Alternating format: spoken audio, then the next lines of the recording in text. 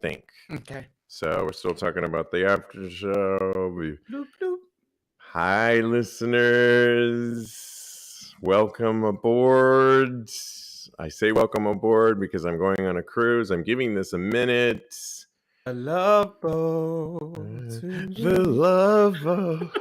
Don't get me singing because I can't sing. All right, I think that's enough. Yes, I think we're good. All right, here we go. What is going on? You are watching and listening to Tags Live, and I'm talking about Talk About Gay Sex, the live edition. We are here every Wednesday night in front of a virtual audience. This is episode 438. I'm your host, Stevie, alongside my favorite person that I'm staring at, Kodi Maurice Doggette. How the hell are you doing, Kodi? Hello, darling. You're my favorite person that I'm staring at, too. You're the only person I'm staring at. Exactly. Listen, we have got a jam-packed show for you, and I can't be playing with you right now. We are celebrating our 6-year anniversary. And how much fun did we have on episode 437 to really pull together all of us? It was so much fun. Just the camaraderie and the feeling that I got. There was so much positive, beautiful energy flowing. The chemistry was popping. I just had so much fun. Jeremy and Lincoln need to come on every single week. That's it. I've decided. It would be great, but you really do hold down the fort, Kodi. Oh, thank you, babe. And it was really great. And we are celebrating our 6-year anniversary. 6 years of podcasting. No short feat, y'all. Lots of stuff to look forward to on our 6-year anniversary. One of them is going to be on this particular podcast, as we will continue to unveil special guests. That's our motto on this platform, is to tell people stories and introduce you to people that are really making a change in the community, or your health, or your sexuality, sex positivity. That's kind of our game on our 6-year anniversary for this show. Speaking of which, we've got a special guest coming on a little bit later to the show, Johnny, he's going by, and he's got a story that you've got to hear, and some amazing information that we really want to share with you. So stay tuned for that, coming up a little bit later in the show. But we can't help but talk about our 6-year anniversary. And one of the things is, when you write into us, we are always a part of that. And I want to shout out to John Sen Nicholas on Instagram, who wrote into us, and he says, "Hi, congrats on 6 years. Just wanted to write a note. I happened to start listening the first week you put tags out." So I'm assuming 6 years ago. Wow. That's amazing. I appreciate the insight and conversation so much, you guys. I got my husband Patreon. Thank you so much for his birthday, and your pod has given us so much to talk about. Cheers to more success. Well, John, so cute. Thank you so much, and thank you for being a loyal listener for all of this time. We really did have a fun time, all of us coming together, which I think is really special because, I think each and every one of us have a unique perspective on this show about our sexuality. Each and every one of us have seen our sexuality, no matter when you came in, whether you came in or Lincoln came in midway through, your sexuality, your life has changed in the midst of this 6-year period. And you guys add so much. I was thinking of it right before we went live, Kodi, though, and thinking about our special guest that's going to come on, that you are the fan favorite. So I watch a lot of, which I love. And that's a great... Oh, you're making me blush. You're Miss Congeniality and a fan. Thank you. You're the fan favorite. I mean, I think, not to disrespect myself or any of the other co-hosts, I think we all have something that we offer on the show. But I was thinking about it. You're kind of fan favorite in many ways, and I love that. Yeah, absolutely. I'll take Miss Congeniality. I don't know about fan favorite because I feel like we all have people that love us and adore, like love to hear our perspectives and things of that nature. So I don't know if I can take fan favorite as my title. I think we're all fan favorites in our own way. So I share the title with everybody, but Miss Aw. Congeniality for sure, because I'm the nice one. You're definitely the nice one. We have so much to get through, though. And, we talked so much. We were talking about it on episode 437 about how to, in New York City and even in London and other parts of the country, our people are getting robbed, and they're often using facial recognition to steal funds out of your phone. I couldn't help but talk about this man in San Francisco, my old stomping ground, that was robbed, beaten beyond recognition in San Francisco in an assault outside of the popular San Francisco leather bar known as Powerhouse on Sunday morning.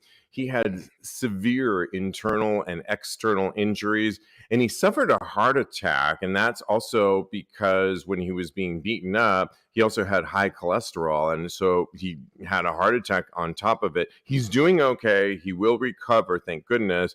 He shared some photos that I'll post on tagspodcast.com saying that he was really banged up. I know you saw the photos as well of kind of the before and after of what he looked like. The victim was unable to provide details regarding what led to his injuries, but police officials told the outlet that they responded outside of the bar of somebody that just essentially, it was a hate crime, right, Kodi? That's nothing. There's nothing else to call it but a hate crime. And it struck me because somebody wrote that set up a GoFundMe because he lost his front tooth as well as all the injuries. He is a self-employed person like I am, much like you are, Kodi. We know what that's like when you have to pay for your own insurance, it's not easy. He has a sizable, I'm sure, medical bills on his way. There's a GoFundMe that I want to put up on tagspodcast.com so that you can, if you have a little extra, maybe consider helping him out. His name is Miles. He is a leader in the San Francisco Bay Area community, and he's been doing a lot of work in the community for him, representing San Francisco. And he needs a little help right now. And so I will post this on tagspodcast.com. I don't know, Kodi, did you want to add to this? I'm glad you're talking about this. It's, we keep saying we have to be safe out there, but sometimes you can't really tell how to be the safest possible. Anybody can get gay bashed because that's what this basically is. There's no ifs, ands, or buts around it. Anybody can be gay bashed. I know people that have been gay bashed, and it's very traumatizing. We have to be there to support our community, our brothers and sisters, and non-binary folks that are part of our community, and just continue to love one another. Says Miss Congeniality. Oh, I love it. And I know I said his name is Miles. His name is Barry Miles, just to clarify that. I will post this on tagspodcast.com. If you feel like you want to support him, that would be a good thing. Okay. Well, I've mentioned that I'm going on an upcoming gay cruise for Vakaya Cruise Line starting this Sunday. I'm very excited about it. There is a current one by Atlantis that is currently a sail in the Caribbean as well. And Atlantis, as you may or may not know, was the premier cruise line for gay cruise travel. And if you know anything about how they work, these gay companies charter these cruise lines, and they work with major cruise lines. So the one I'm going on is with Celebrity Cruise Line. The one that's currently afloat is Royal Caribbean. Yes, Royal Caribbean, Harmony of the Seas. Well, they are clamping down on the current cruise that is afloat right now, and they're forbidding making sexually explicit content on the ship. And they're particularly targeting people that have OnlyFans accounts or just for fans accounts, because they've noticed that people that have these accounts are producing this kind of content on there. And they told Rich Campbell, who runs Atlantis Cruise Lines, to put it in the handbook notes that we will no longer want to be associated with this, and you need to tell your passengers that you cannot put this kind of content on there that's sexually active and get content out of it. We won't allow this. The CEO and founder, Rich Campbell, told BuzzFeed the new policy was created at the request of the contracted cruise lines who didn't want their brands connected with the sexually explicit content. So he, as a businessman who runs Atlantis Cruise, essentially is saying, this was, if we're going to do this cruise, this is what they're telling me that's a deal breaker for future cruises. So this is in the contract. You need to tell your customers, your clients, that we will not have this happen anymore. You know, at first, Kodi, when I thought of this, not that I was going to show a video of myself getting pounded on the balcony next week on We my could sell it. cruise. We could sell it. If you want to do that, let me know, okay? Let me just tell you a little background. So the cruise I'm going on has a upper deck that's a basketball court that they turn into a red light district after a certain time of the day. All of the parties are half naked as it is. Then they go into another part of the cruise where they encourage you take off more clothes, and those parties go into the wee hours of the morning where you know sex is going to be happening. There is no shortage of promotion of sex, encouragement of sex happening on these cruises. All they're saying is you can't do these types of things.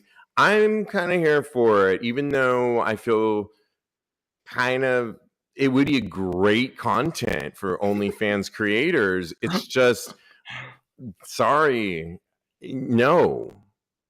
Okay. I hear your no, and I counter you. Yes, yes. I need I need this type of content. I just jacked off to a cruise video the other night. It was on the balcony. It was beautiful, and can I say who? It was Austin Avery. It was fantastic, and I need this type of content out there to it's just beautiful, and I think it's amazing. I love a great cruise pounding. As long as all parties are consenting to be videotaped, I don't see a problem with it. If I spent $10,000 on a cruise, there's no way you would be able to tell me that I would not be filming.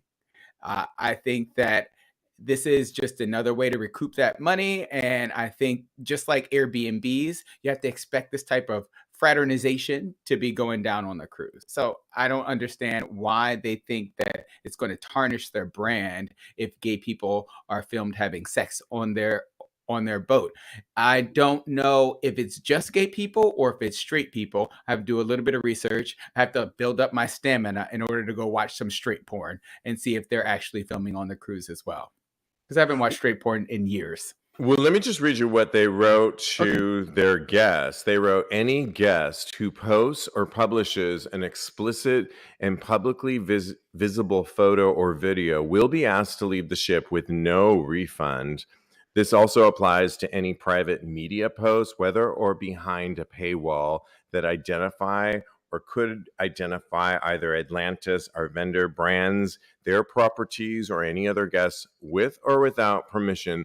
So essentially, you are signing a contract when you are signing and agreeing to a contract when you do this. So you can do whatever you want, I think is the name of the game. But if you get caught, they have every right as a business to ask you to leave. Okay. And it's just one of those things that, it's one of those things where a lot of people, celebrities, throw parties these days. And I used to throw this party here, and everyone asked me, why don't I throw this party anymore? I did a masquerade ball. It was called XXXmas Party. And I didn't ask for everyone's cell phone, but I probably, if I ever did another party, I probably wouldn't, but I could have, because I did have certain sex positive acts happening at my XXXmas party that I may or may not have wanted to get out there. I think there is a level where you want people to feel sex positive, you want people to feel comfortable. These cruise lines are doing everything to make it so sex positive and freeing Mhm. and have the best experience, post everywhere, but there's a cutoff point that they Mhm. are putting their foot down. I'm not mad at it. I know it probably sucks for some of these content creators, but listen, not gonna. I mean, if you get caught, these are the consequences. I They're am not kicking you mad off at in the port. I they're can't kick. imagine. Yeah, no, they will. I've seen for other things like drugs, they've kicked people off Oh. for, and they are not afraid to do that. So, you know what? I'm not mad at it. I think what goes on in Vegas stays in Vegas. What goes on the cruise should stay on the cruise. And they don't want, the brand is really doing a good job of incorporating, hey, we're making all these opportunities for you to have a sex positive experience, Mhm. but you cannot use, do not film it and make it part of your brand. It's not that hard of a concept to understand, and I'm here for it. You still want to push back, I can tell by your Yeah, because I pursed don't think I lips. don't think that they're Sunny also has pursed lips when she's on the show too, on The View. Just one more thing we have in common. Yeah, I do think that I don't really think that they're looking out for the people on the cruise because I that was an important part of my statement was that as long as all the parties are knowing that they're being filmed and they consent to actually being being disseminated, I think that it's okay. But I think they're looking out for their brand. They don't want to be associated with gay sex, and that to me seems a little bit Mm, homophobic, a little oh, tricky, a little bit, yeah. not just gay sex, but full on porn, naked. What brand does Dunkin' Donuts want to be associated with sex in general? No. I mean, it's just full on sex on the Royal Caribbean. I'm just making it up. Royal Yeah. Caribbean cruise, or the one that I'm going on. Any type of sex. It's just, I think the brand is doing a really good job of working with our community to have these cruise lines. Okay, it's money. I get it. But they are $10,000. really pushing and letting us have these experiences on this cruise. All they're saying is you cannot post about this kind of thing and think that you're going to get away with it. It's just not cool. I'm okay with it. I think you have to put your foot down. Listen, for this show in particular, Mhm. for smaller, we're not having sex on this show, and I was we gonna say, get we no get worries. I mean, don't get me started on the little things what we can't get in terms of advertisement, in terms of Yeah, Patreon I to know. support the show. We can't even get little things based on little things that we're saying on this show. So now you make it amplified with a large company. And I'm sorry, if we're getting it on our end, on our small podcast level, then I am okay with a large company like that putting their foot down too, because it's a trickle down economic moment. And I am I here for it. I see your point. I do not agree because again, I'm looking at it like an Airbnb. If you go and you spend your money at an Airbnb, nobody's going to tell me that I'm not going to have sex. If I wanted to record it, I'm going to record it. And if I want to use it for my OnlyFans, then that is my personal decision because I paid for this space. I and But this is did my you pay, but legally, did you pay for the space to then put that space out there into the world Mhm. that could be recognizable and come back and affect the owner of that condo, that property's business in the long run? So I don't know that you agreed with that. And they can put things in the contract like they are putting in this contract that you cannot Mhm. do that. Mhm. And they're making you sign, I guarantee Yeah. you, when you come on as a guest, they are making you sign that. And if you agree to that, you're agreeing to the contract that says you Yeah. will not do that. If you don't do that, I watch a lot of Judge Judy, and Clearly, I can see. The contract is I within the love four it. corners of this. You sign this piece of paper. Don't bang on the table. Just saying, don't get me all Judge Judy. And you know what? It's It's I have time one to more move point. on. You got one more second to say your point. I forgot it. Let's just bring Johnny up. Yes, and you know how to do it. It's our I do. I got it. special guest, which I'm very excited. Hello, hello, hello. Hello, hello. We want to really welcome our special guest this week, Johnny, looking all shower, squeaky clean and fresh Hi, for our gorgeous. show. Only one. Okay, good. Who has a story to tell. But before we get into your story, I have to say, we were talking offline a minute ago, and in our episode on episode 437, our 6-year anniversary, we were talking, somehow dodgeball came up. And can you just tell us what you told us offline? So it's funny that you guys, I guess I should say Kodi, does dodgeball. I got super, super excited because we actually have dodgeball. I didn't tell you guys this offline, but the league is called Hot Mess Sports. Oh, love it. And let me tell you, by the end of dodgeball, we're all hot mess because we've gone out Saturday, we're hungover Sunday, and then we're doing dodgeball. But yeah, no, and we're my team is second in rankings right now. Congratulations. So we have about 4 weeks left. Yeah. I love it. So- Well, Johnny is joining us from Oklahoma, Oklahoma City, correct? Where you currently reside. And you originally reached out to us because you wanted advice, and you weren't on the show, but we gave you advice. One of the things that you wanted advice from was because, and you're going to tell us a little bit more about the story, is that you got HIV and you really feel like you were misdiagnosed. You were diagnosed with HIV in 2021, but you really think that maybe you got it earlier on. You were married to a man. 2015. 2015 is when I was misdiagnosed. 2021 is when the actual diagnosis came to fruition. Yeah. Wow. And to finally set the stage, you were married to a man at the time, correct?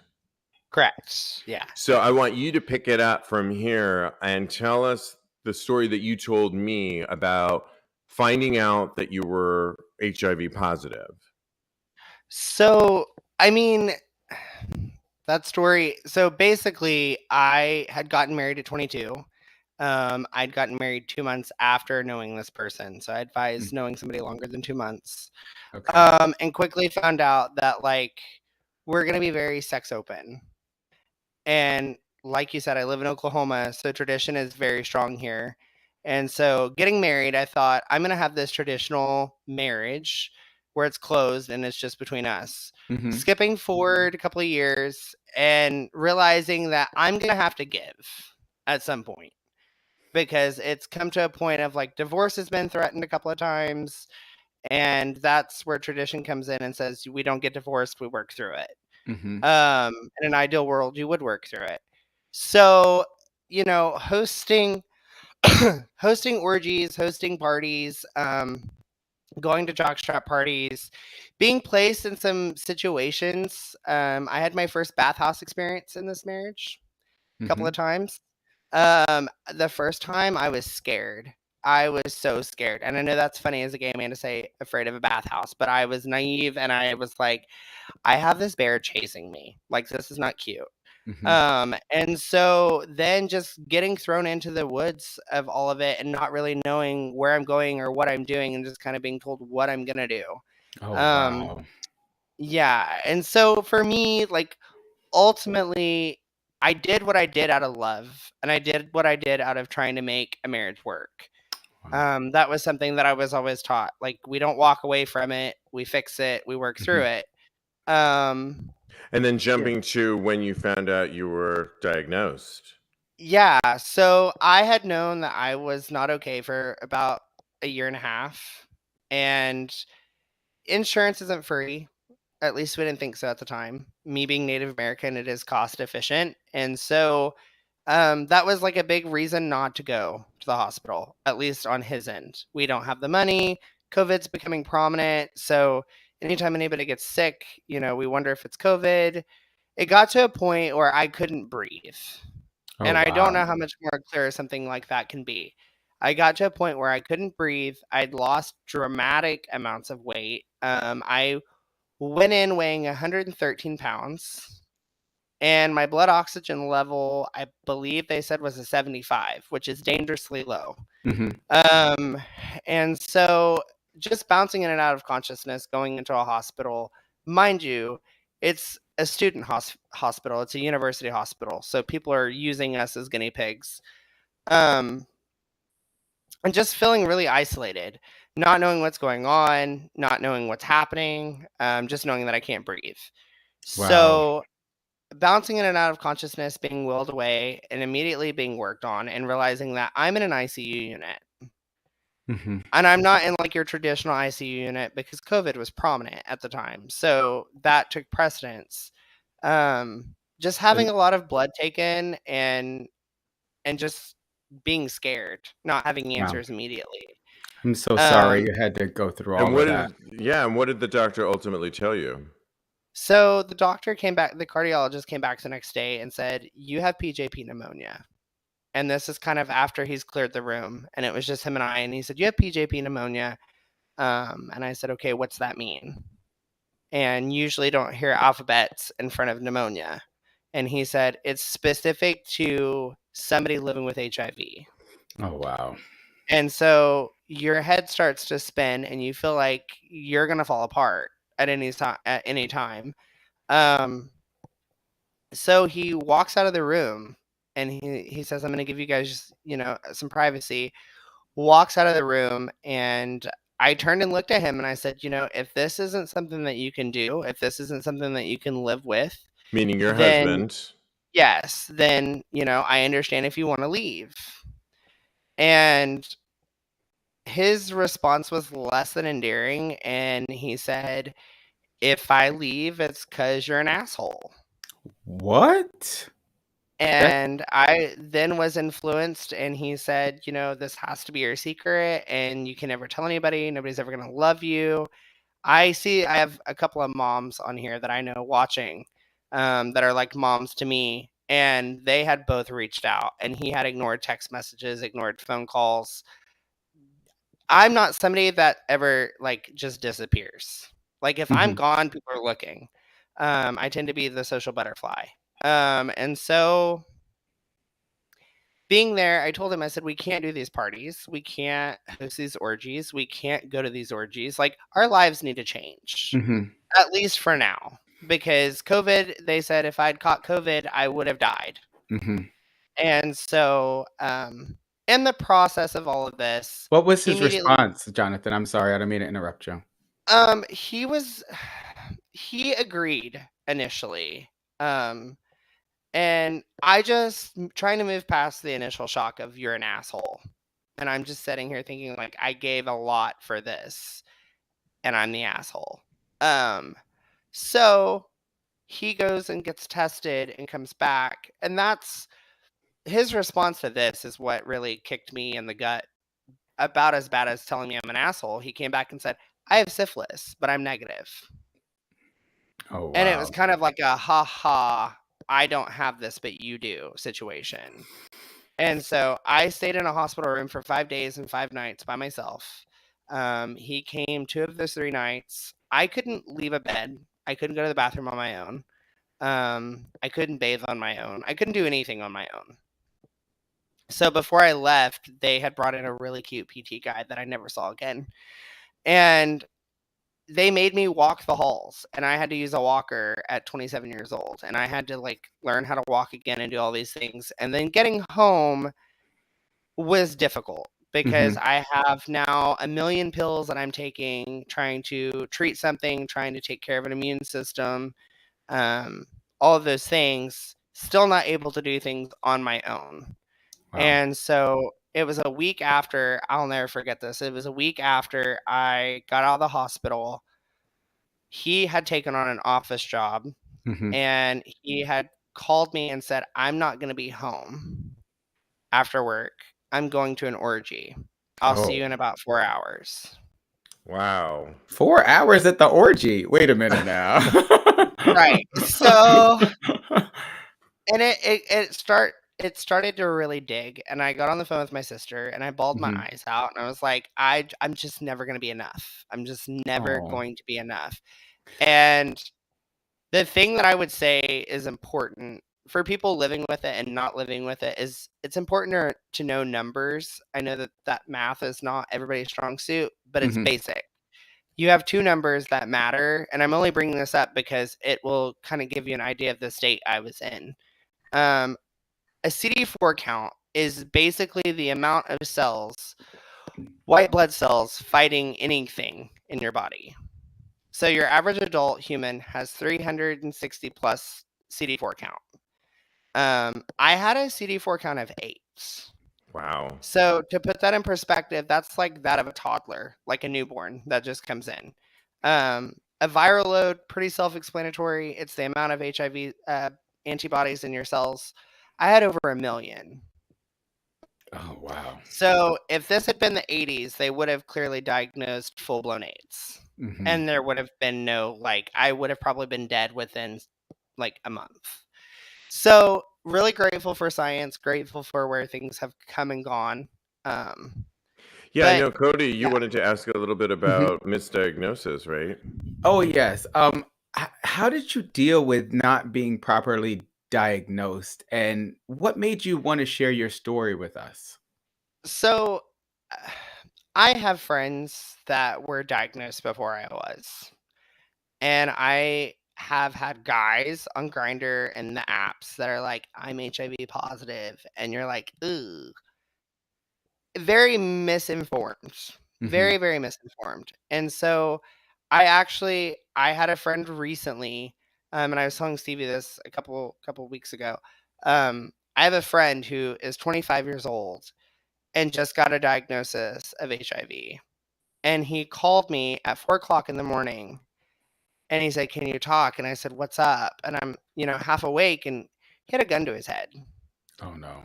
And so it's one of those things that, like, coming on here, talking to you guys, it's important to inform and then educate and break something. Mhm. I believe, like, when you guys had addressed my question and I hadn't come on air yet, Stevie had mentioned that he had a partner in the 90s that called it the bug. Mm-hmm. Well, I Mhm. wish that I could just refer to it as the bug and kinda go on. Um, you can't, and it doesn't really help with the apps and the language and the way that it's addressed Mhm. per se. Um, but going back to the question of, like, what I wanted to do with the initial, like, misdiagnosis, I literally went to a friend's house, fell apart. She lived on the 5th story of an apartment building, and I went outside to smoke a cigarette, and she caught me on the other side of the railing. And just as I was about to let go, she caught me. Oh, Wow. So wow. I feel like it's important to, like, have your tight knit group. You're gonna lose people over it. That's what I have learned. You're gonna lose people, but do you really want them? Is the thing. And I Yeah. mean, I can kind of contribute that as something that you guys had given me, a while back when we initially talked about this, and you guys had said, do you really want those people in your life? There's a tendency to want to be popular, I feel like. And so Mhm. it really hurts when it's friends of, 10 plus years or 5 plus years that suddenly aren't friends anymore. And it's really just not hard to go and get educated. And it's really important to know your numbers and know your status. Yeah, I mean, I think one of the things you shared with me when we had a pre-call is that there's a lot of misconceptions. You are now undetectable, correct, and Mhm. Correct. untransmittable. You equals Yeah. you. It took a minute to get to that point, but even you hear us talk about on the show, on the apps, that there's still misconceptions about that when you go, say, on Grinder or some of the apps on how people are treated. And there's still, tell us a little bit about the fetishization that you were telling me about that you can get even with being HIV positive today. Oh my God. So I feel like, first off, I wanted to seclude myself. So I can't imagine, like, being positive, being detectable, knowing what that feels like, why you would want to do that to somebody else. But there's a whole fetish about it. I've literally like had guys like, "Are you HIV positive?" Yeah. Well, I want you to infect me. And it's really concerning as to like, why is this a thing? Like, why is this a thing that like we want this? And part of me feels like it's for attention. Part of me feels like it's for like, I want people to feel sorry for me. And I'm really not somebody like, I don't like help. And I have friends that like, the friend that is turning his life around, the one that had called me, he was extremely upset. And the first thing he did was go and find counseling and deal with that. And I wouldn't say he's living his life in denial, but he's living his life as best as he can with getting that kind of news so quickly. And I'm proud of him for that. And I told him, I said, "I'm proud of you. I love you. I'm here for you. Like I understand it." Going a little bit back with like my ex, even after the whole him going to orgies things, like there were 2 separate times that he told me I should just go kill myself, that Oh I my should just not goodness. exist, that I've lost my purpose in this world, that nobody will ever love me. In which the last time he did that to me, I was at a 4th of July pool party at a gay hotel. And he said it in front of a bunch of gays that we both knew. And I looked at one of our friends and I was like, I bet he would, make out with me. And my ex was like, I doubt he will. Well, he did. And we ended up like spending 6 hours together, really just talking. And I fell Oh. apart. And he was the first person that we got on the topic of prep. And he had said, "I'm on prep. What about you?" And that was the dreaded, like, I don't want to answer this. Like, I Right. don't want this. And I fell apart after trying to say it 4 times. I fell apart and I was like, it's too late for me. And Yeah. after saying that 3 times, I had to try to come out and say it. And I made it past the HI and collapsed on the V. Oh man. And Oh. he was just shook. He was like, why is this a thing? And I said, because nobody's going to love me. And he said, Aw. I have to be enough for you right now.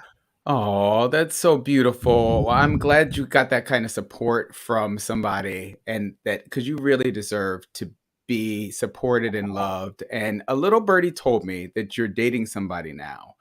How have your experiences affected your decisions in dating right now? It takes me a minute to really just let somebody in. The rumor is on the block, because I don't really pay attention to a lot of people, that I'm just stuck up and snooty. I'm like, okay, well, I'll be stuck up and snooty. I don't let just anybody in. And it takes a lot, or it takes a lot of alcohol, whichever comes first. It takes a lot for me to trust somebody, and I have to really feel like I can trust somebody. And I'm learning that it's really better to start as friends, Wow. because it's easier to tell a friend than it is to tell a potential partner. If you're friends with them and they see you for who you are and they know that, and it's not something scary to them, then it's not as intimidating. And I feel like that's really how it should be. Is like we should all kind of start as friends, because if I can't be friends with you, chances are I can't date you. It's true. So, yeah. You know, Johnny, I've been reflecting a little bit about it, and I didn't even write this question down, but it's something that I think a lot of us on the show, I think a lot of us are on prep these days. I think a lot of us think that HIV doesn't exist anymore and it's not happening.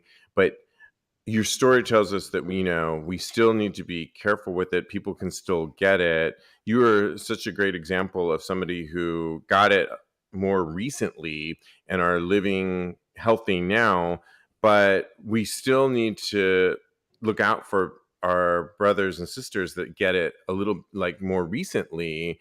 And what would be your messaging to people that maybe aren't on prep, that are get a diagnosis today, because people are still getting diagnosed in 2023 with HIV? I would say first off, and I mean, I had an appointment with my physician this morning, and we were talking about. I'm actually on a drug called Cabenuva. It's fairly new. Before, when I got diagnosed, I was on the good old Biktarvy that you see on TV, Yep. You see healthy people living lives.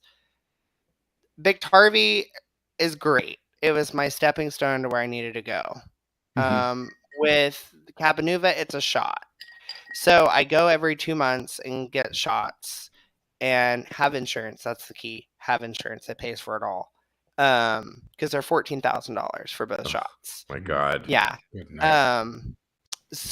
But the thing that I would say is that be understanding. Know your status. Know where you stand. Really know that person. I get it. Hookups are fun. I'm still guilty of that. But I feel like with the people on PrEP, what is it hurting?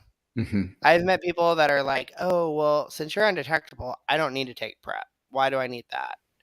And it's not really fair to put all the work on one person. Correct.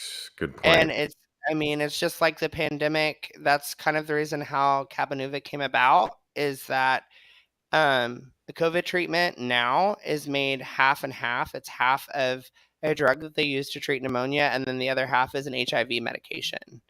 And so with COVID, something glorious did come out. It was research on HIV. And getting the shot, and that's what I would tell people that get diagnosed. Get diagnosed early enough that you don't have to have a daily reminder of a pill. You can get a shot. And that when I got the shot, the doctor who had administered the shot on me literally nursed me back from death. Like, he was the one that saw me at 113 pounds, barely being able to breathe.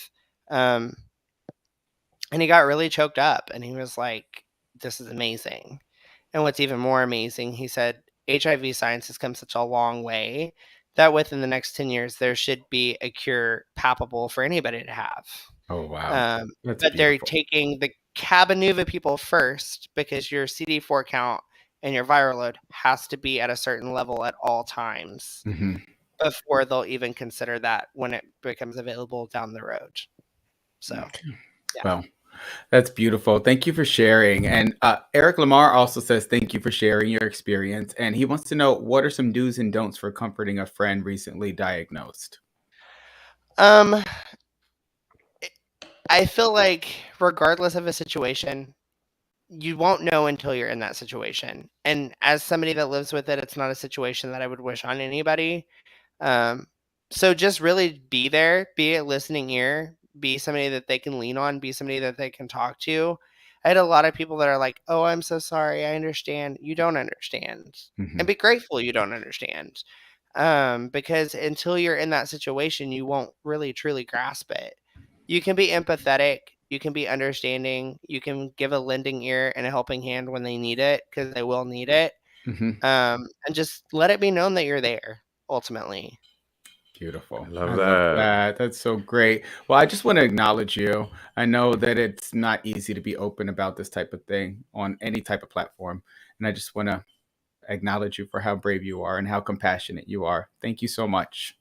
Yeah. James Hart, also watching us live tonight, says, thank you for sharing. You equals you. It's very important as well. Absolutely. And it sounds like it took a minute for you, Johnny, to get to that point based on a misdiagnosis.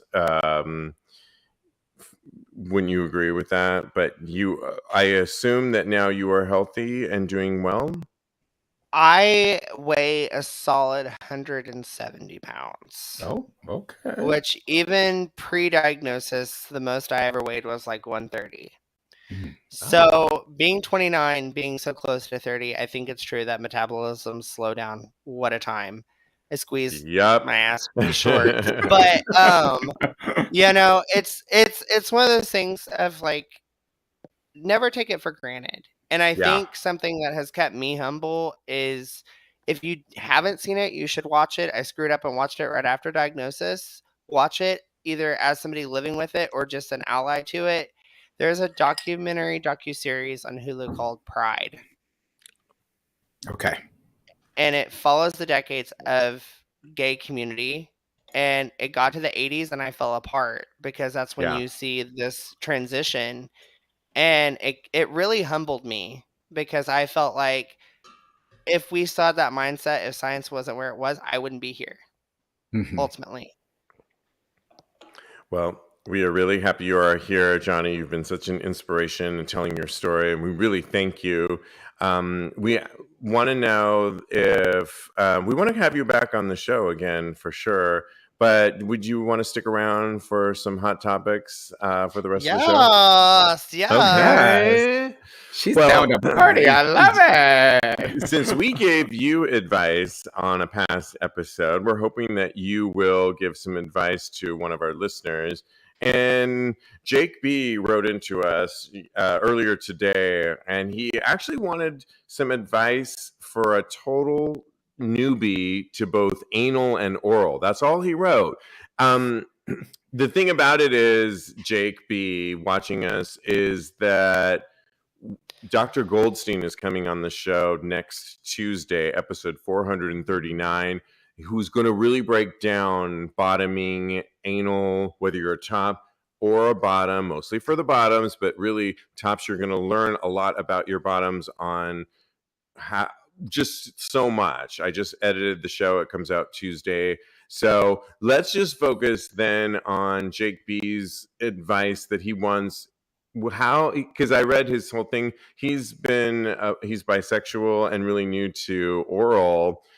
I mean, the most obvious thing that I can say, if I was just thinking at the top of my head, is don't use your teeth. Like, no teeth on your dick when you're giving oral. But Johnny, what would be your advice for a newbie to giving oral?